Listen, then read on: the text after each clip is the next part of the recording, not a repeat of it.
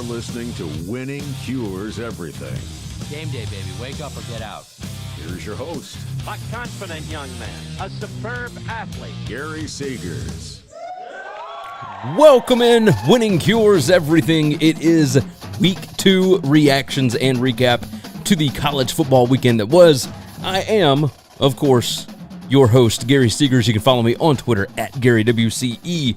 And everyone, it is the September 11th edition of the show. Of course, moment of silence, which we don't do much on this show, but obviously a huge anniversary here. Yesterday was my anniversary, 6 years. My wife still has not left me, so congratulations to me on that for sure. It's episode 995, so we got 5 more before we hit the big 1K, and we are still growing. If you've not already subscribed to the channel, make sure and like the video and share the show out, tell your friends about it, all that good stuff. We have a lot to discuss today. Jump into the chat. Double O'Neill already jumps in. Bring on the excuses, Power Who? What Power 5? Yeah, there is no real Power 5 at this point. I will tell you that. Hey, props to Iowa, by the way. Iowa sent me this yesterday. I'm guessing that they heard me talking about their trash offense all week last week on my multiple platforms, but they were gracious enough to send me a notebook, and I have been utilizing that notebook already. So props to the Iowa Hawkeyes. That's it. I love it. Let's see. Jamie jumps in. Group of 5 supremacy. Yeah, there were upsets, and I will tell you this: Jason Kirk, of course, part of the Shutdown Fullcast, warned us about this on Twitter. Week 2 is always like this, and, you know, it's one of those sleepy September Saturdays. Props to Kirk Herbstreit on game day for calling out the Marshall Notre Dame thing. He said, last week, big game against Ohio State. You're coming home. You should be able to beat Marshall, but that's a team that can score, etc. And we're going to talk about that. All right, the show is powered by BetUS. It is America's premier online sportsbook, and they are where the game begins. Make sure and go and check them out for all of your sports gambling needs, of course. There was the big UFC fight last night. You could have bet on that over there. You can bet on basically anything over at BetUS. So make sure and go and check them out. There is a link in the description. If you will click that, it would certainly help me out. So go ahead and click on that thing. But yes, they bring you the show each and every time out. All right, we are almost 3 minutes in, so let's go ahead and start off with the top 5 most unlikely wins from yesterday. And I think some of them will surprise you. We'll see. We will see. The top 5 most unlikely wins based on post-game win expectancy, and this is courtesy of collegefootballdata.com. They are the ones that actually put these statistics together, etc. Number 5 most unlikely is actually BYU. 62% post-game win expectancy last night in overtime win over Baylor 26-20. It was double overtime, and it was awesome. That's if you stayed up to watch it, congratulations. You got to see a really exciting football game. But yeah, that was a fun one. Number 4 here, Georgia Southern, 37% win expectancy after knocking off Nebraska, 45-42. First time in Scott Frost's tenure that, and we're going to talk about this game, but first time under Scott Frost that he has scored 38 points in a game and lost. So first time for everything. Number 3, Alabama, 20% win expectancy at Texas. That is bananas, 20-19.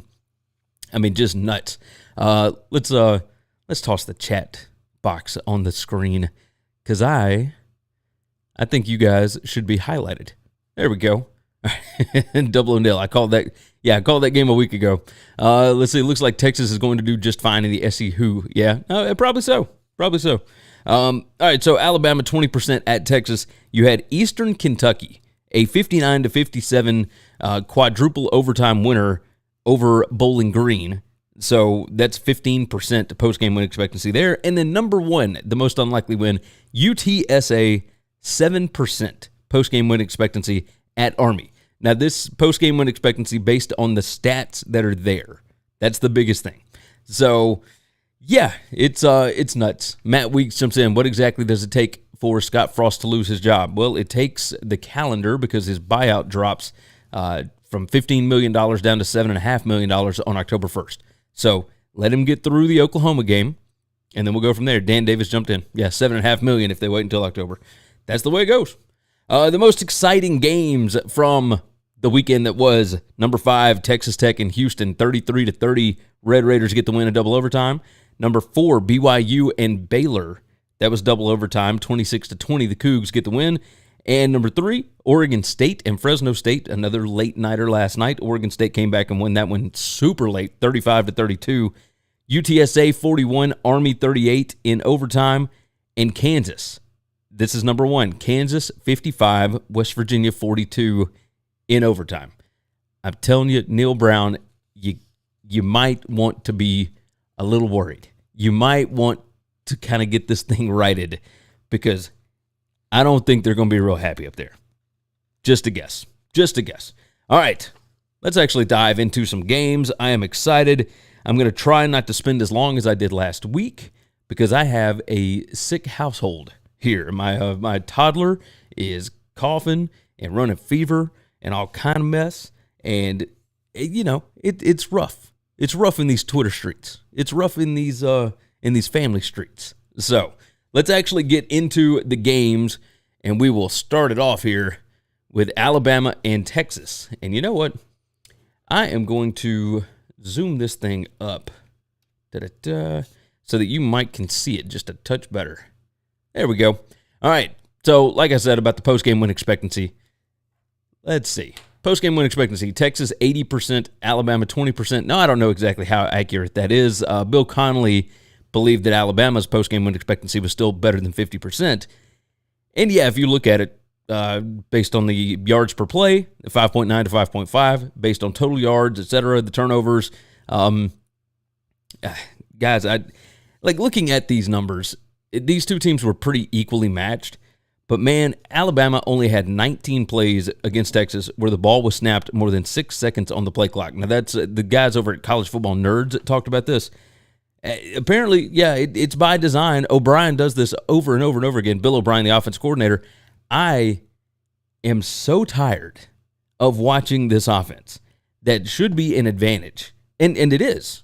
But it should be an advantage, and it's not, because they try and find a way to, they overthink things.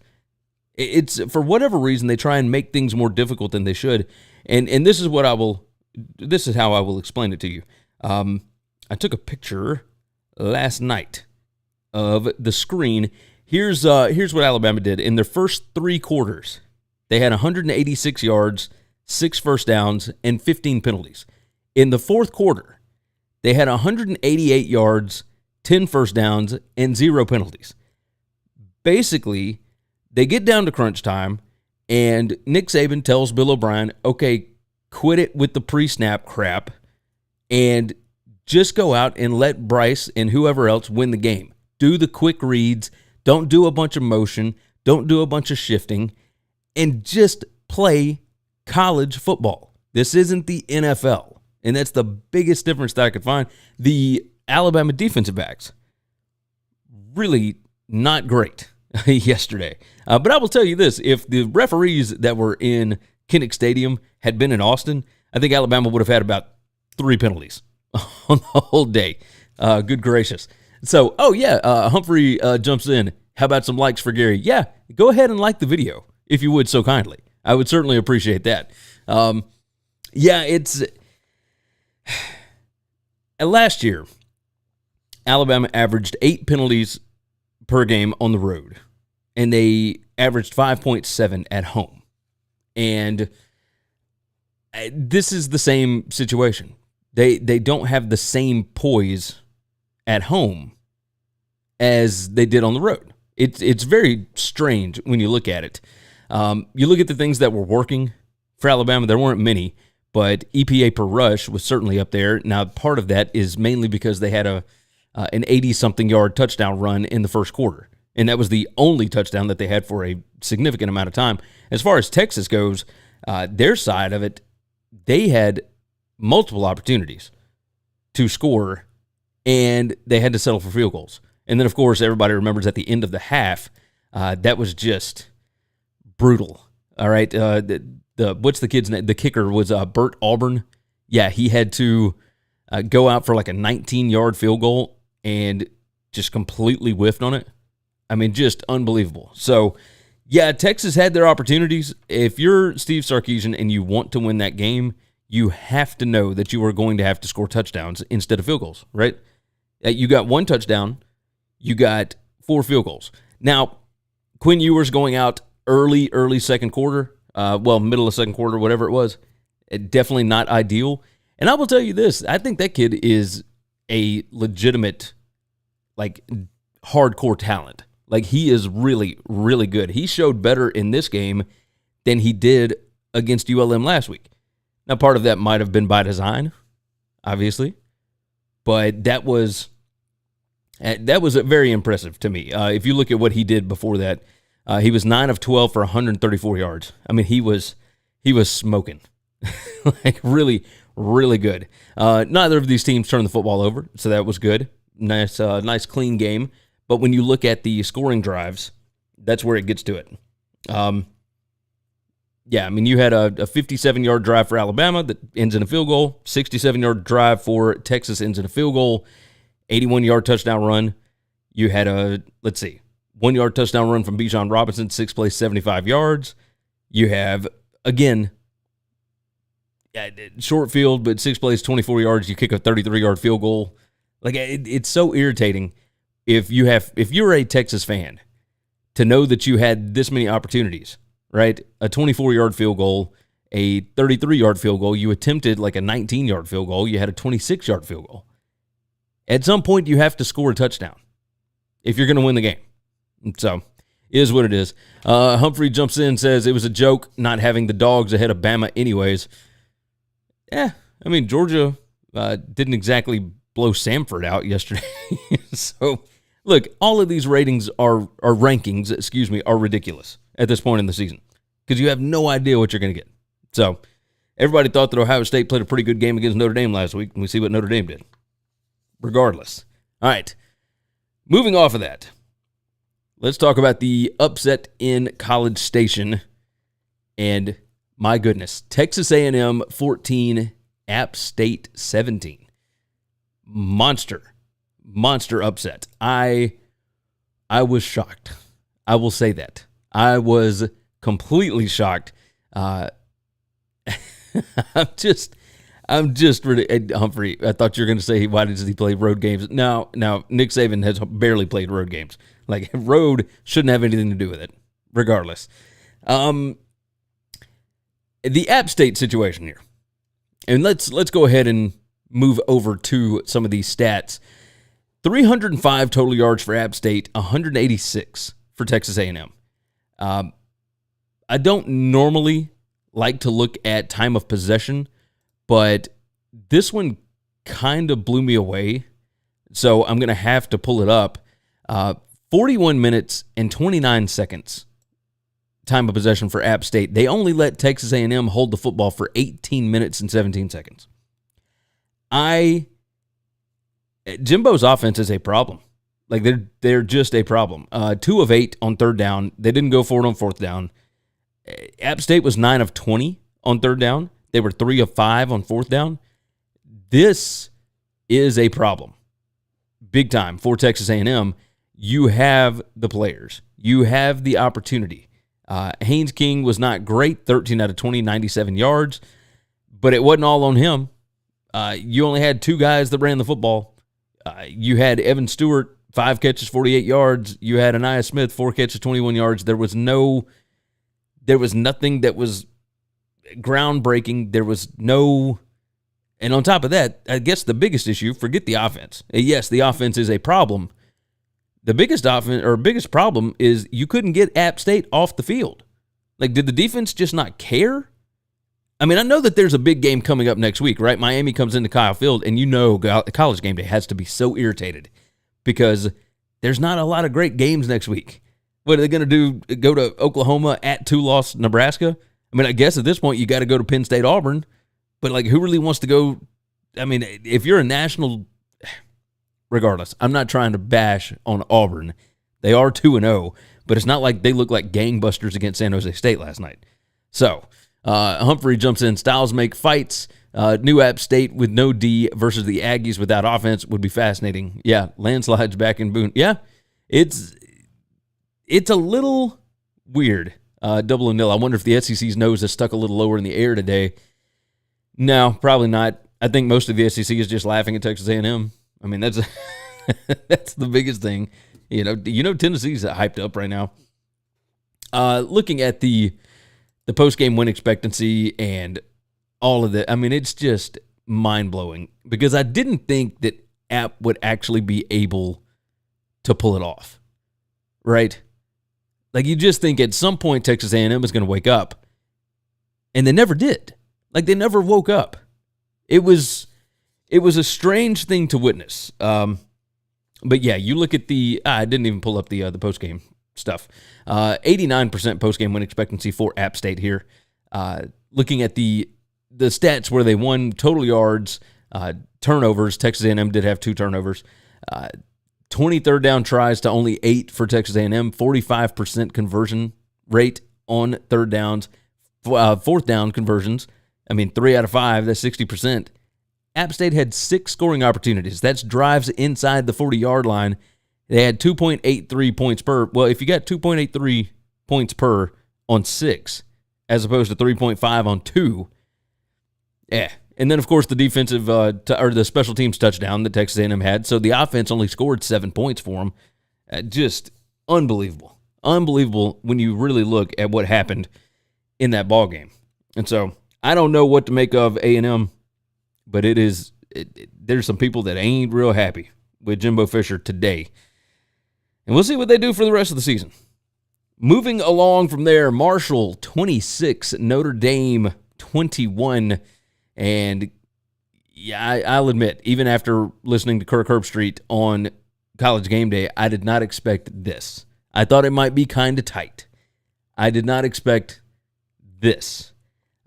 Post-game win expectancy, Marshall was 98%.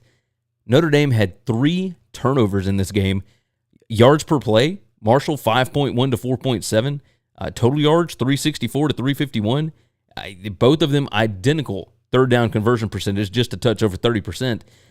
Notre Dame had to go for it on fourth down 4 times because they were down at the end of the game. Just insane. They end up switching back over to Drew Pine at the end of the game because Tyler Buckner, of course, had 2 interceptions. Well, Pine, of course, turned it over once they get down to about the Marshall 22. Not great.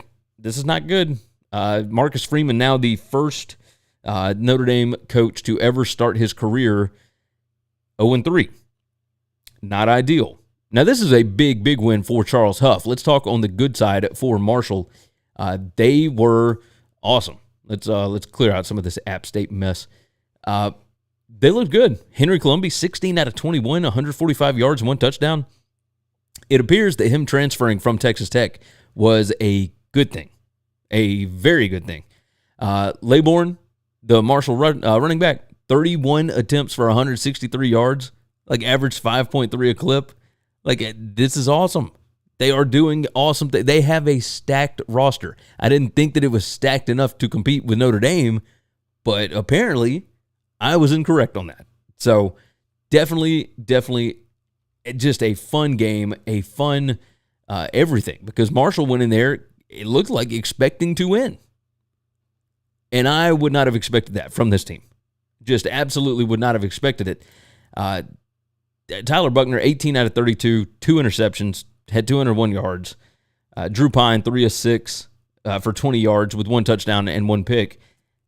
You couldn't run the football. Again, 37 carries, 130 yards against Marshall. I mean, this is just ridiculous.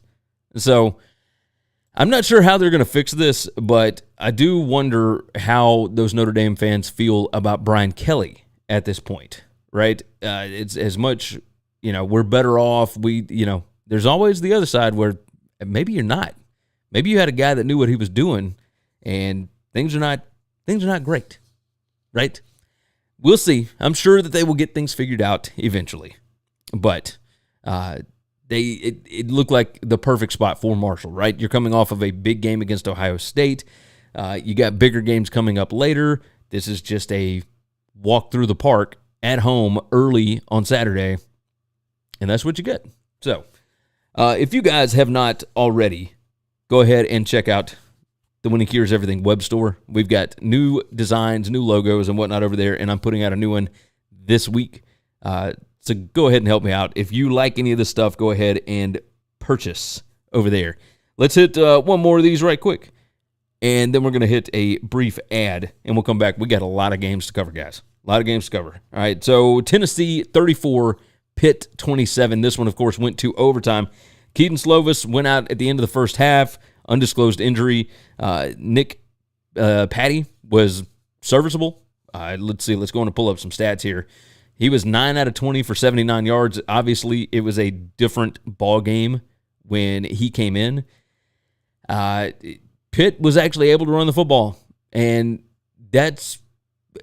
Tennessee does not have a ton of things that they feel really good about as far as their defense goes. But they felt good about the rushing defense. Well, yes, it was okay, and no, it wasn't, right? You had 8 sacks for negative 26 yards, I guess you could say, right? Because it's 4 quarterback rushes for negative 13 on each. But the running back, 25 carries for 154 yards and 1 touchdown. I mean, he averaged 6.2 yards per touch on it. That's not great. That's not great. Tennessee did have a punt blocked. They had 2 fumbles that they lost. I mean, it was just the sign of a team that maybe wasn't quite ready for this, and yet they found a way to get it done. 34-27. It was rather impressive to me. Let's look at some of the post-game stats. 5.4 yards per play to only 5 for Pitt. 416 total yards to 415 for Pitt.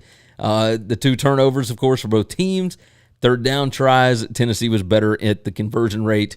The 4th down tries, Pitt had 5 of them and converted 2 of them, so 2 out of 5, 40%, Scoring opportunities. Pitt had more drives inside the opponent 40-yard line, but they only scored 1.86. They couldn't finish the drives. Tennessee, on the other hand, 4 points per scoring opportunity. They had 6 of them.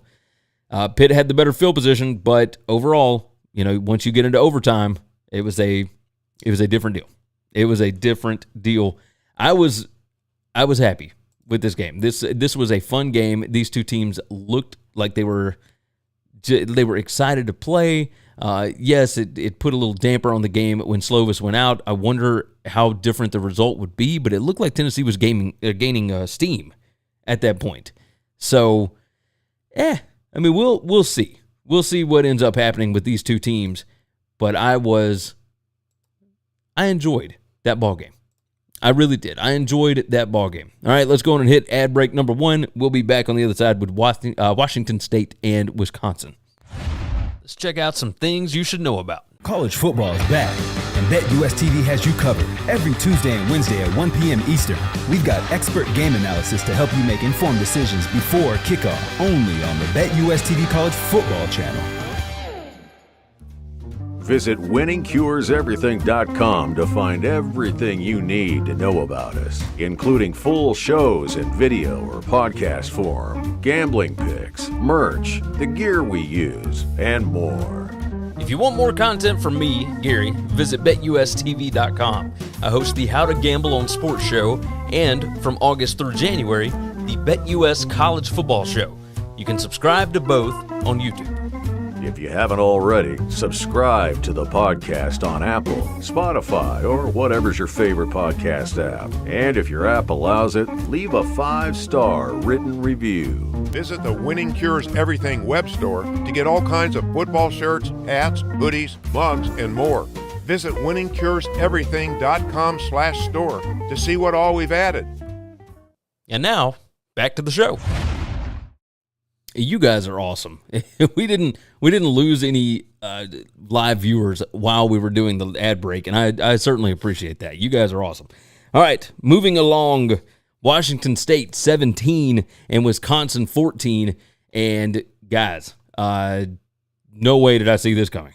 I don't even think that the play-by-play stuff, all the different features and whatnot, had any idea what to think of this one, because you couldn't pull the play-by-play. It was so messed up. This was 17-14 Washington State at Scotty. I mean, I don't know how to quantify this. I don't even know what to do with this. Wisconsin had more yards per play. They had more total yards by nearly 150 yards in the game. Both teams had 3 turnovers. There are people calling for Paul Chryst to be fired at this point. I'm just completely in shock at what happened here. But cheers to Washington State on this one for getting this thing done. You pull up the CBS stats and whatnot. Now, Nakia Watson, of course, was a former Wisconsin running back and found a way. He scored both of the touchdowns, one receiving and one running, and he was crying at the end of the game because he was just so emotionally overwhelmed because he had spent so much time at Wisconsin. I made some predictions in the offseason. I don't know if you guys have seen them. Many Washington State fans, of course, you were totally right to be able to blast me today. Still a long season, so don't get too hype. But I think I had Washington State going 5-7. I believe that I had Wisconsin winning this game in my preseason preview. I was so wrong on this. I thought that they were going to blow. I picked Wisconsin to win the game by more than the spread, which was 17.5.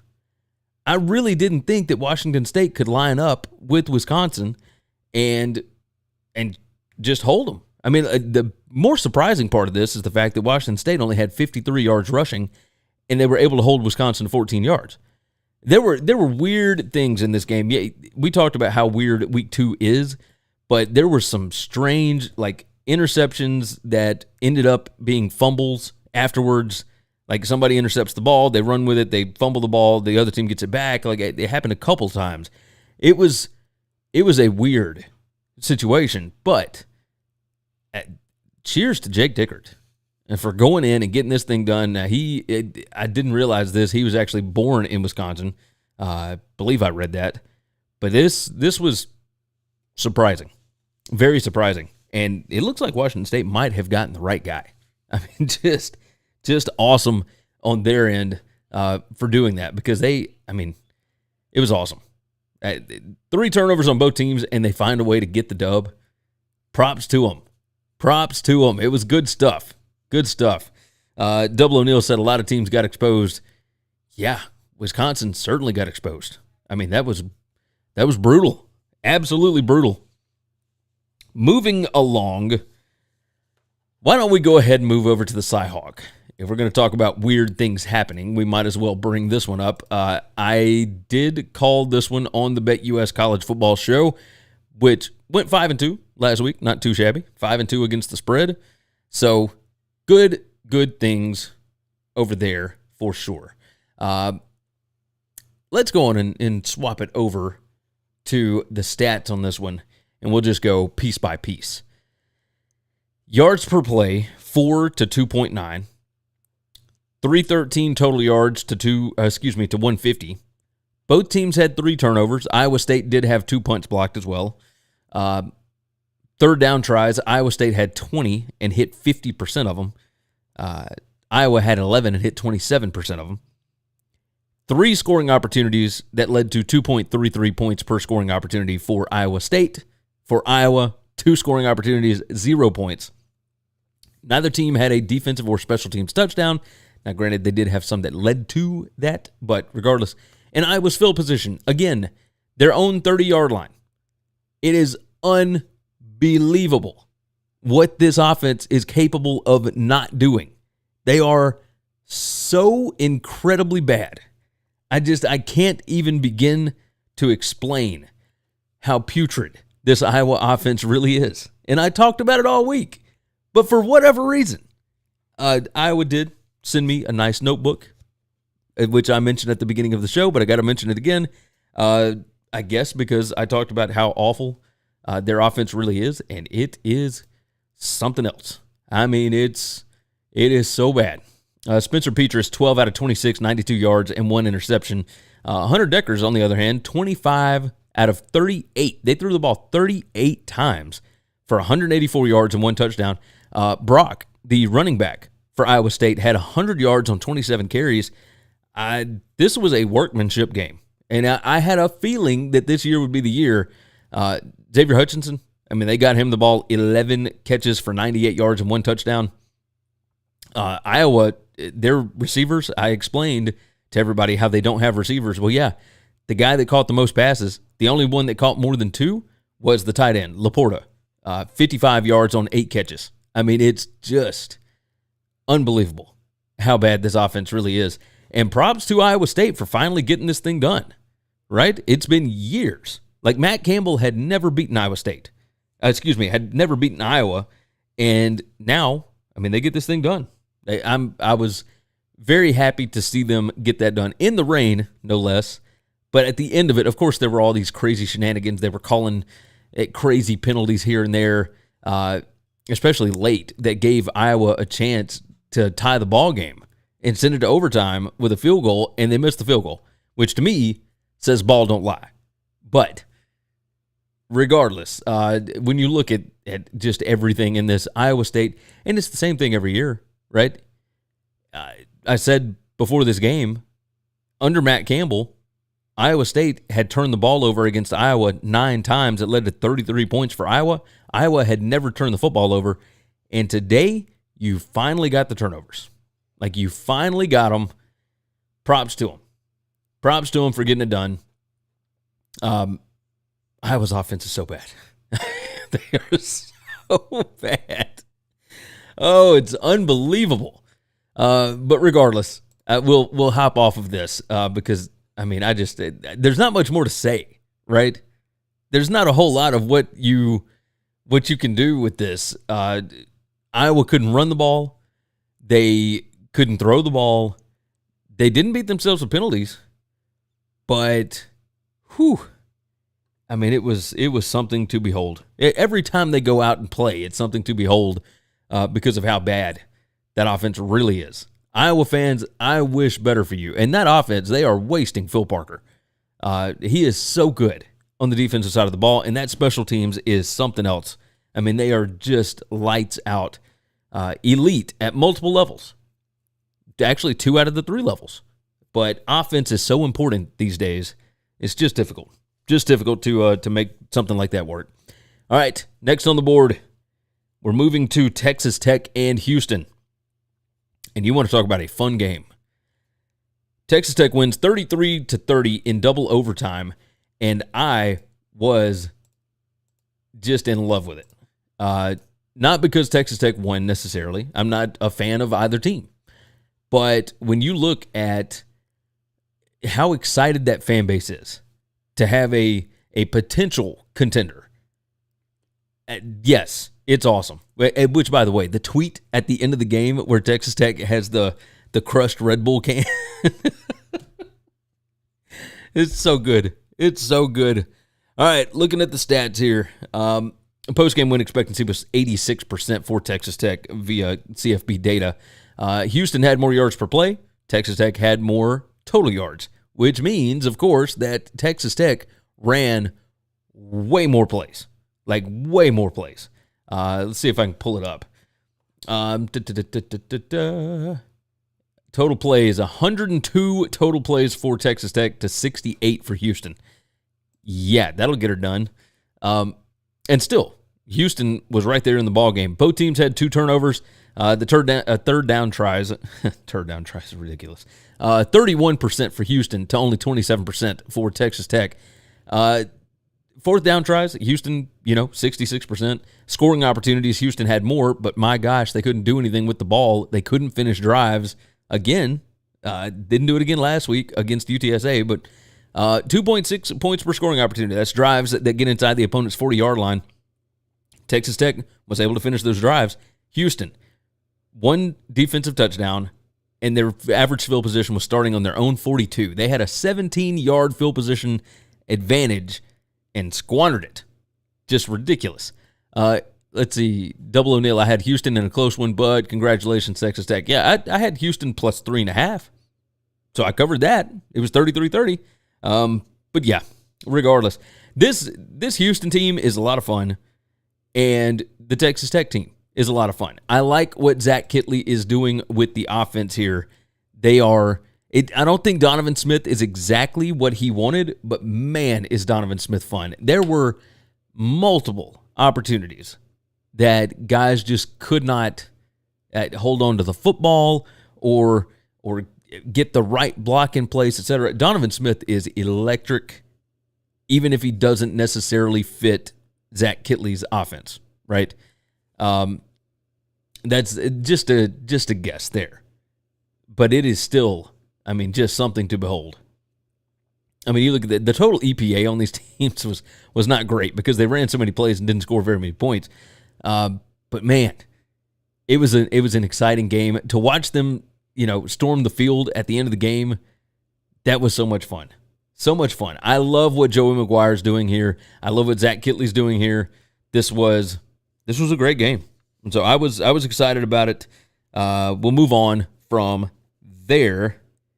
I wonder how everybody's doing in the chat. I see Darren Jennings, Stanford coach, has to be on the hot seat. Probably not, because you lost to like a top 15 team. I don't think there's anything necessarily wrong with that. We'll see what he does for the rest of the year. Double O'Neill, yep, solid win. Oh, yeah, talking about the Tennessee win. Yeah. Let's see. Let's look back a little bit. You guys talking about ESPN should really stop overrating some of the bigger schools.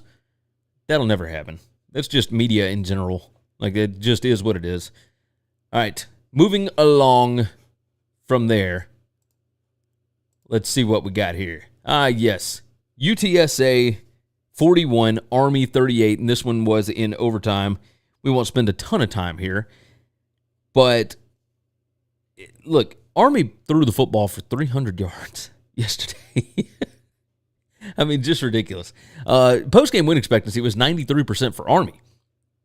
Army had more yards per play, 5.92 to 5.84. UTSA had more total yards, 496 to 462. Army had 2 turnovers. That was kind of the difference in the game here. UTSA on third down, 73%.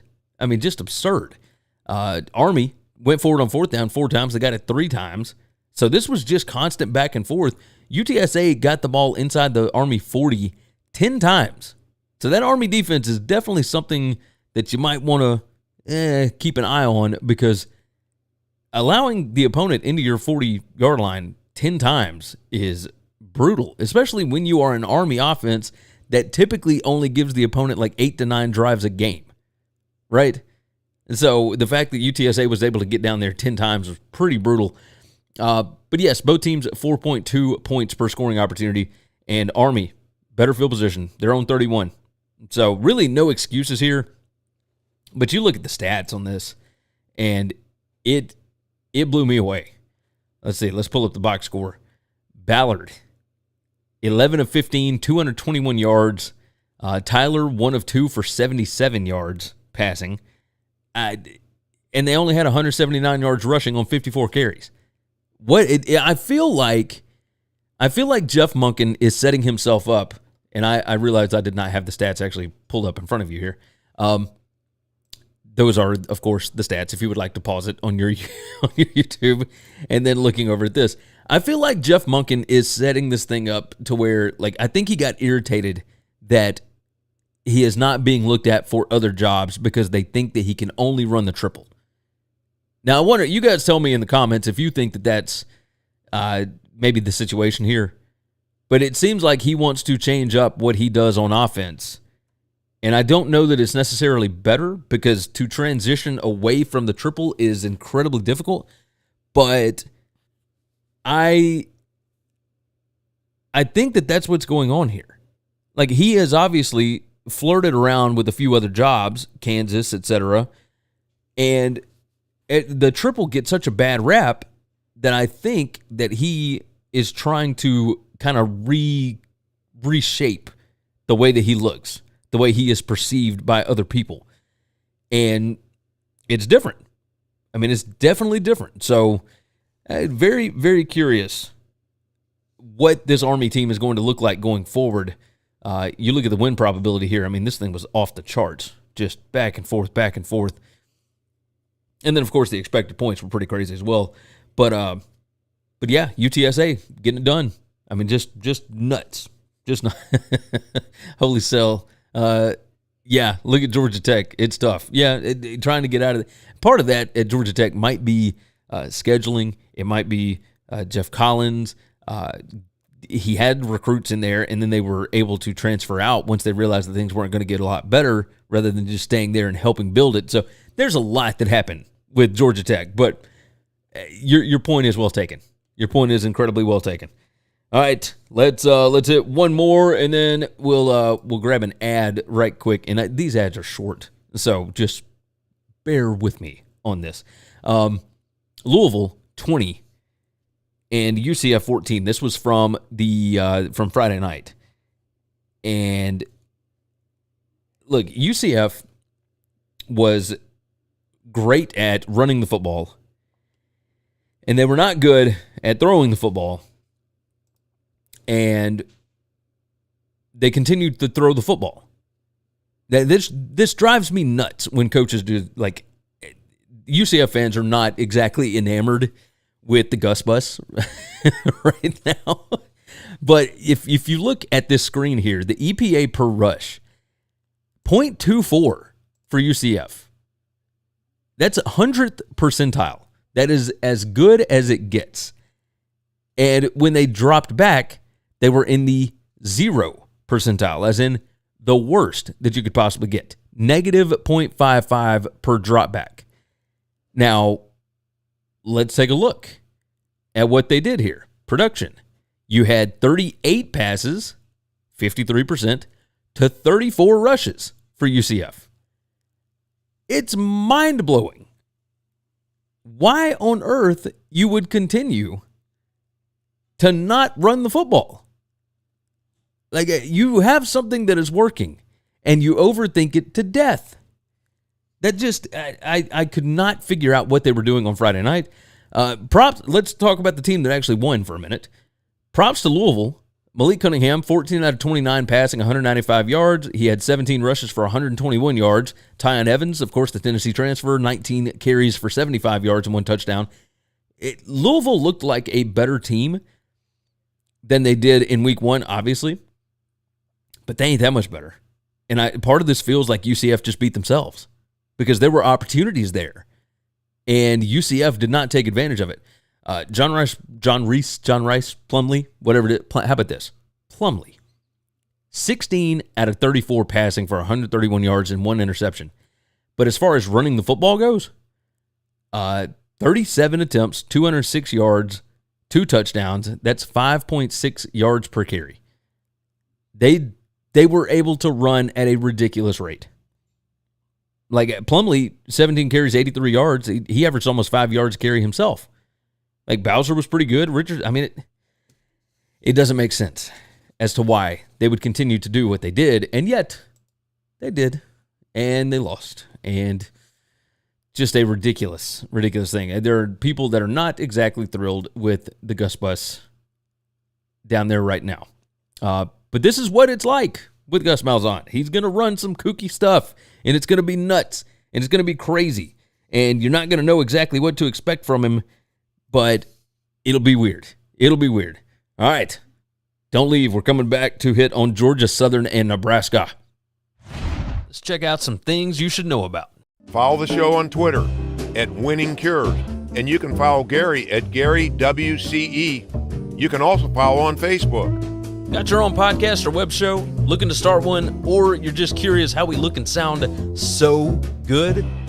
Well, we've got all the gear that we use listed on our gear page on the website. And if you order using our links, you'll be supporting the show too. Subscribe on YouTube to get not only full Winning Cures Everything shows, but individual segments and other goodies as well. We're over 6,000 subscribers, and our goal by the end of the year is 7,500. If you're interested in advertising on a show that reaches over 80,000 unique football fans per month during the season, send an email to Gary@winningcureseverything.com, and we'll put together a plan that best fits you or your business. And now, back to the show. All right, let's dive into it. I know you guys are sickos and you want to talk about it. Scott Frost. Whew, this is not one that you were wanting to lose heading into Oklahoma week. I will tell you that right now.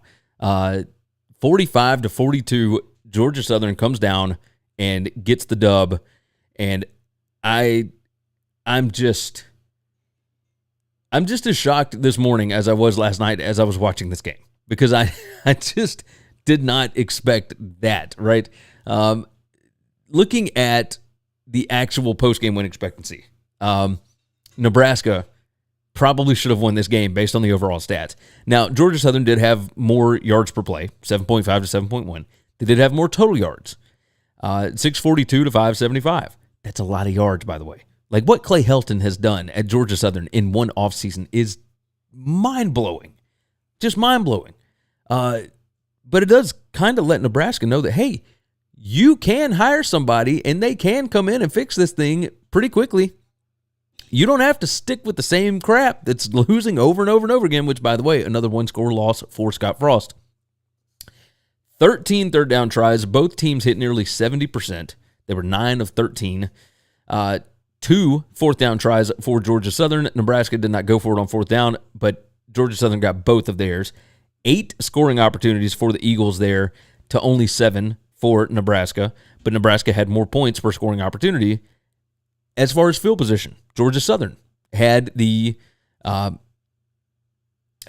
they had the field position advantage. Their own 25 to Nebraska's own 18. I mean, just nuts. Darren Jennings, Frost might not make it to Monday. No, they should fire Frost right now. This is from Humphrey. They should fire Frost right now, so if he upsets us this weekend, it won't save his job. His job ain't saved.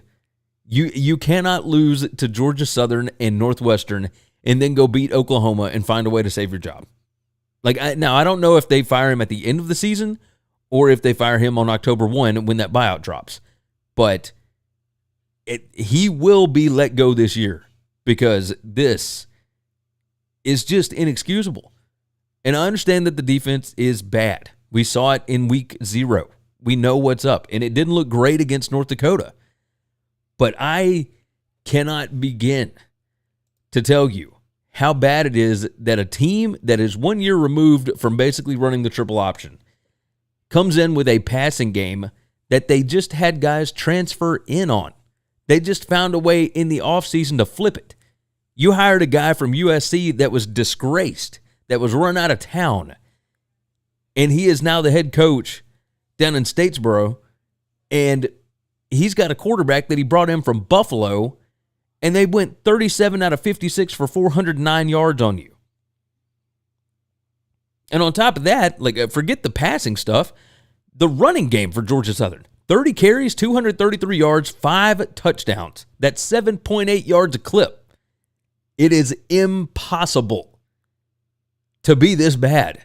And yet it continues to get worse. I don't know how they continue to do this. It's not like Nebraska wasn't able to move the football. 575 yards ain't nothing to sneeze at, right? It's not like Whipple's not doing a decent job. You know, Casey Thompson had 318 yards passing, 1 touchdown, and no picks. Like Nebraska, they didn't turn the ball over. Georgia Southern turned the ball over and still won the game. If you're a Nebraska fan, you have got to be just mortified at what this football program is at this point. Because I can't even begin to explain it here. And yet, the win probability throughout the ball game, if you look here on the left side of your screen, it stayed up almost the entire time until it finally got to the point where the computers were like, no, hey, they're not going to win the game. We got to shift this thing at some point. EPA per play on both teams was actually really good. It's just if you're a big-time football program, you can't be getting into shootouts with schools like Georgia Southern. And this is no offense to Georgia Southern, just so that you guys don't jump in here and get irritated at me. What I'm saying is I don't believe Georgia Southern fans even believed that they were going to go in week 2 of year 1 of Clay Helton and find a way to beat Scott Frost in year 5 at Nebraska. That's what I'm saying. I think that's easy enough to put out there. It blows my mind. It really does blow my mind. And I feel for Nebraska fans because I think that they deserve better because I mean, my gosh, you want to talk about loyal fans? That's really loyal fans. And this is not what you deserve. But, alas, here we go. Let's talk about a candidate at Nebraska. Moving along here, we've only got a few more games to hit, and we'll be quick on these. Kentucky, 26, Florida, 16. Didn't see this one coming. Not after the way the week one went. Kentucky, Will Levis was actually pretty decent in this game. I mean, he had a stretch here where he was rolling. Cavassier Smoke, 14 carries for 80 yards.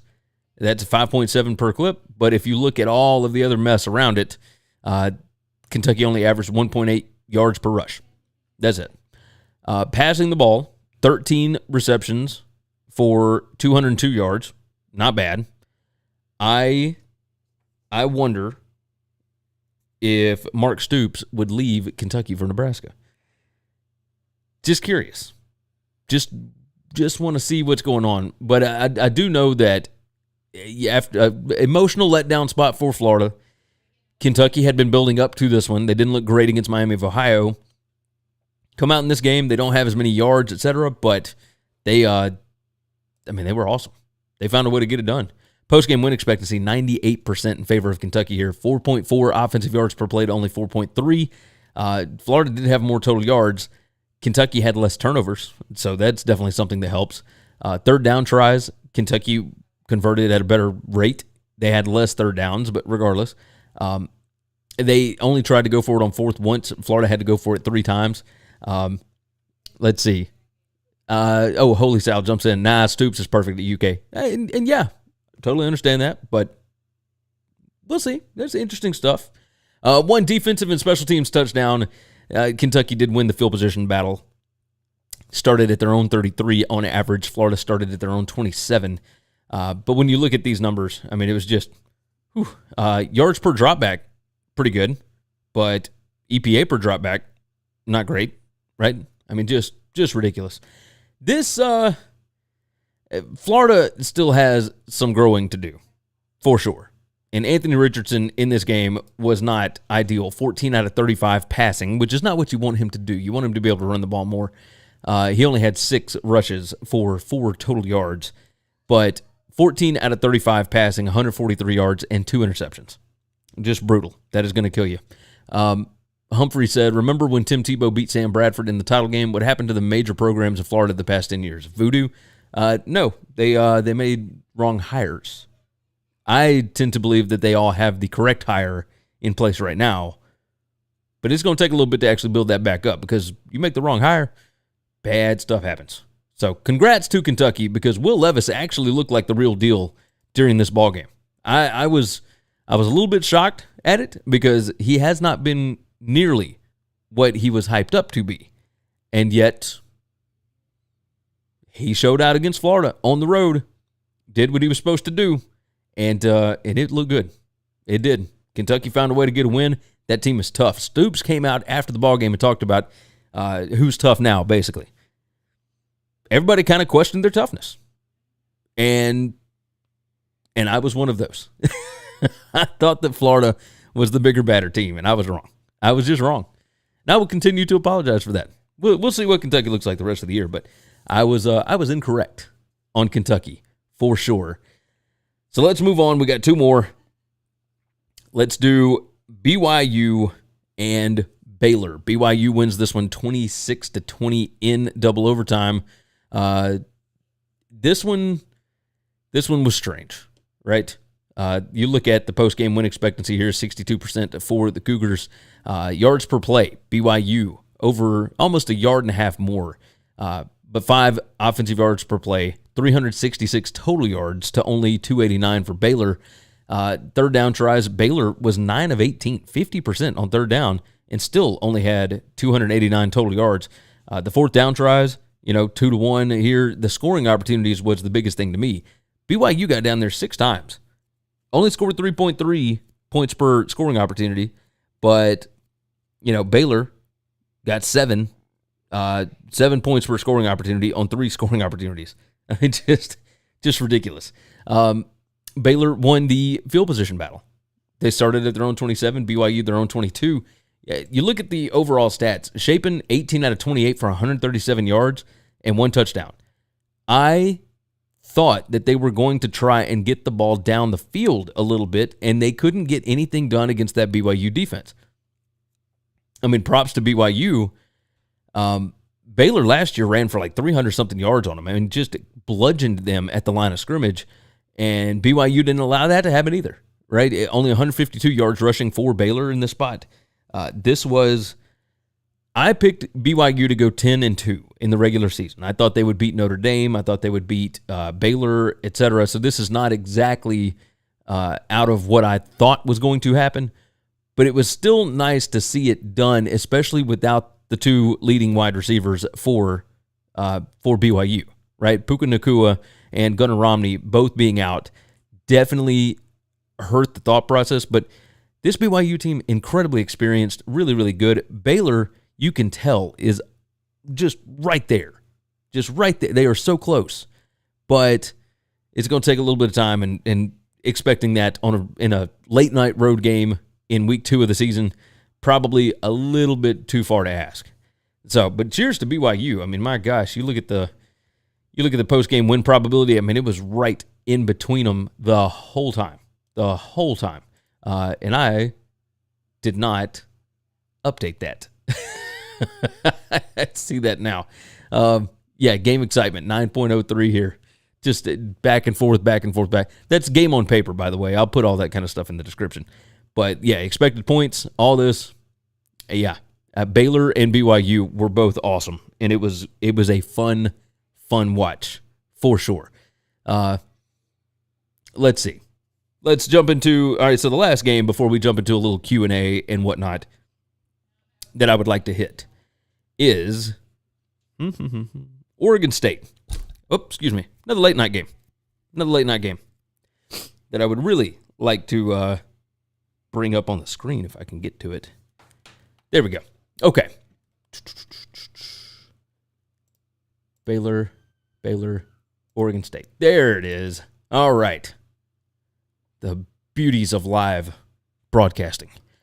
All right. Oregon State, 35-32, late game.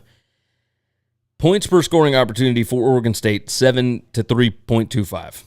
Now, they had less scoring opportunities, but they scored more points in it. Jake Haener was fantastic in this game, had more yards per play, had more total yards by like 100.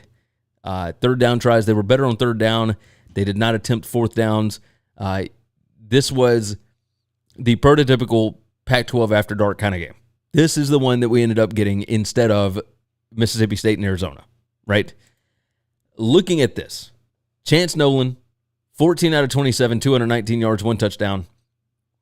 Oregon State had 4 rushing touchdowns in this game, which was pretty awesome. Fresno State had 2 rushing touchdowns with Mims, 122 yards there. Double O'Neal jumps in. Oregon State might actually be pretty good this year, another underrated team. Yes, Jonathan Smith has done a fantastic job at Oregon State. Like, looking at what these guys have done, they were awesome. I mean, look at the red zone efficiency here. Like, you see it moving on the screen there. 4 out of 4 for Oregon State to 5 out of 6 for Fresno. You capitalize when you get the opportunity. Bottom line. That's just the way it goes. So I don't know. They're good on offense. They're really pretty good on defense. I know that they gave up almost 500 yards total offense to Fresno State, but, I mean, you got Jake Haener on the other side. Like, he was 30 out of 46 for 360 yards and 1 touchdown. Like, this was awesome. And so, if you're Oregon State, you're looking to get into Pac-12 play undefeated. Normally, in most years, especially early in the Jonathan Smith era, and certainly with the coaches before, at best, you can expect 1-2, or 1-1 when you face off against Boise State and Fresno State. At best, 1-1. And instead, now you're going 0-2. 2-0. Right? In some years, you would have gone 0-2. But regardless. Oregon State, that's a team to watch out for in the Pac-12. They are a team to watch out for in the North. They look so much fun. They are really, really good. Looking at what they ended up doing, I mean, it was just missed field goal, touchdown, touchdown, touchdown to end this ball game. It was great. Like, I thought it was wonderful. Let's see, Double O'Neill. Personally, I think everyone outside of the top 10 in the SEC is underrated. Just my opinion. I don't know if that totally works out, but regardless, Oregon State and Fresno State, both still really good football teams. Oregon State is underrated as far as the Pac-12, etc. goes. I think we can agree on that. So, all right, let's dive off of Oregon State and Fresno State, and let's dive into. I'll jump into a few notes real quick before we get out of here. But you guys have been fantastic. Thank you. Go ahead, like the video again if you would so kindly. North Carolina 35, Georgia State 28. Exactly what you're going to get from North Carolina. Over and over and over again. They actually found a way to run out the clock this time as opposed to just going on to scoring. But either way, Arkansas 44, South Carolina 30. Arkansas is a team to look out for. They are serious. Like, very, very serious. So that's somebody that I would look out for in the SEC for sure. They know how to win tight games. They know how to thrive in chaos, and that's what that game was because South Carolina certainly brought chaos. South Carolina is going to be interesting. I wonder what they look like against Georgia this week.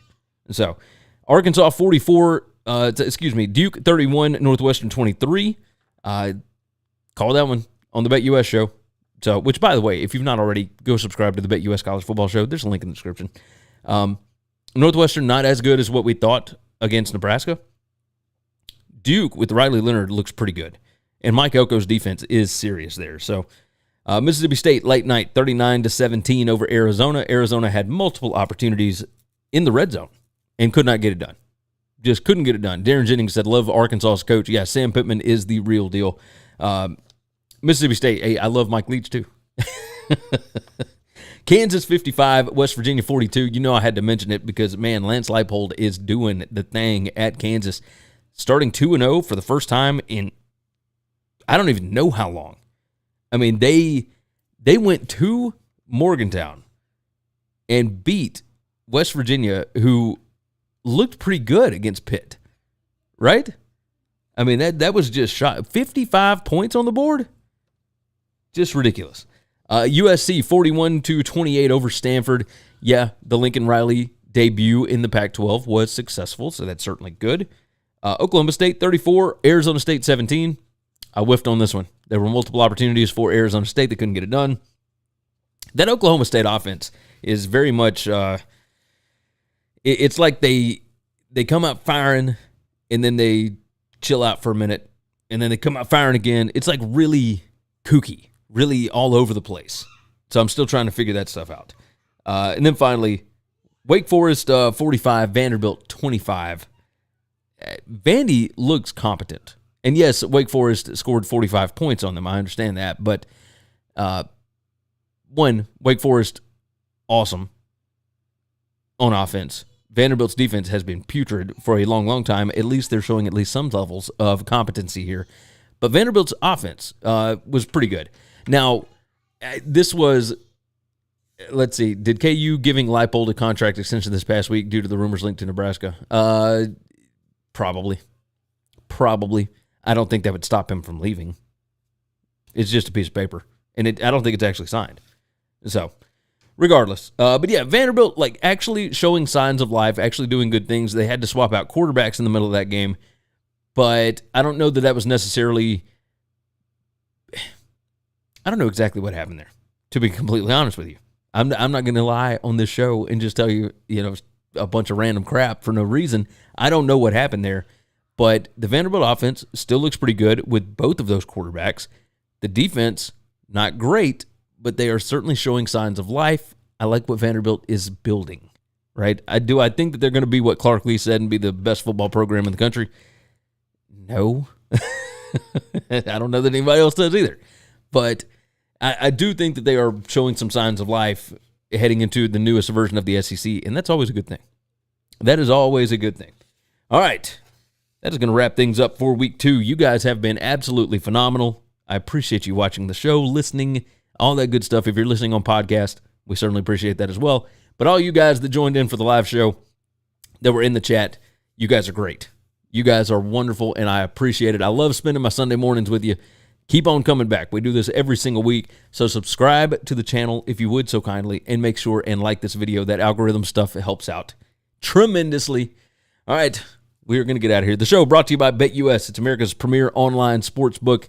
They are, in fact, where the game begins. You can find out more, BetUSTV.com, BetUS.com, etc. There's links in the description. Go check that stuff out, and subscribe to the BetUS College Football Show. We're almost to 7,000 over there. We just hit 7,000 on this channel. I want to get to 7,500 on both of them. But you guys are wonderful. So, with that said, let's go on and get out of here. Let's go enjoy the rest of our Sunday mornings before the NFL stuff kicks off. Not that I'm really going to watch a bunch of NFL, but, you know, there's also opening lines coming out here in a couple hours. So things that I've got to pay attention to. All right, with that said, you guys take care of yourself, take care of each other, and hopefully all of your tickets will cash this week. Thanks for listening to Winning Cures Everything. Make sure and subscribe on YouTube or your favorite podcast app, and make sure to leave a nice 5-star review. You can follow Gary on Twitter @GaryWCE, and the show is @Winning Cures. Be sure to check out the merch in our web store and share the show.